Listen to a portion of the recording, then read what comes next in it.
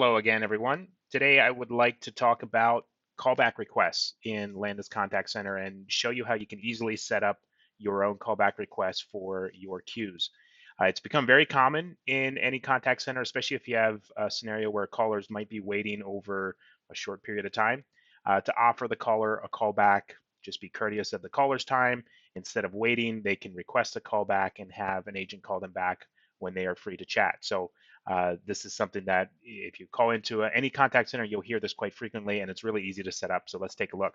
So I'm going to go to the queues management area here. We'll go into our service queue, and we're going to go to the exception handling tab. And we're going to go down to the breakout area. Now, the breakout can be used for a number of different things. We can allow the caller to, while they're waiting on hold, we can give them the option of being sent to voicemail or being sent to a voice bot that might be able to answer questions, AI generated Q&A based on knowledge that you make available for it. So there's a lot of different things that you could do with this. In this case, we're going to use this for gathering the callback information from the caller. So we're going to transfer it to a queue in IVR. So you would have a greeting on the front end that would play at any time you can press 2 to request a callback. And when they press 2, it would then direct them to a callback IVR, which we have built over here. I'll just give you a look at that. Within the Landis IVR, there's separate videos that discuss the IVR. It's a very powerful part of the platform.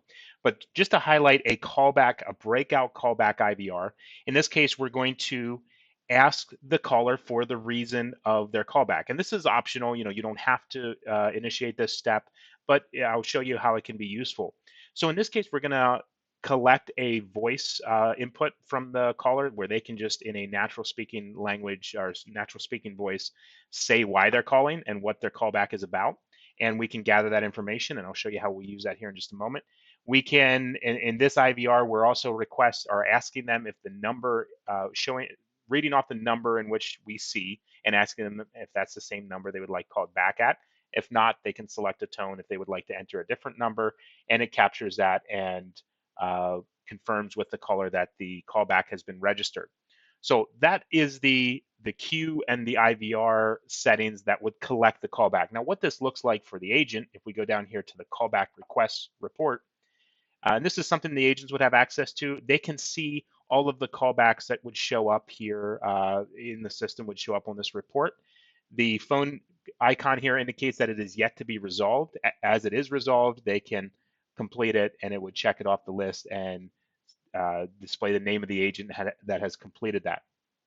Here we see the callback description. So I mentioned how we are able to collect voice input from the caller that would then translate to the report. So here someone requested a callback, and the callback description is them wanting to reschedule their appointment that is currently scheduled for Thursday. So as an agent, as I am going to return this call, and I can simply click the phone number to dial, I know exactly what they are looking for, and I can have the appropriate information on my screen that I need to handle that request when I go to return this call.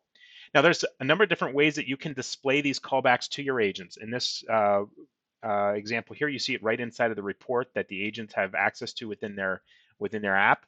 You can also push this out to a Teams channel notification that would pop up, perhaps make it a little bit more prominent for the agents, a notification in Teams that would say, hey, there's a new callback request in the service queue, and they could also click the dial and return the call from the channel.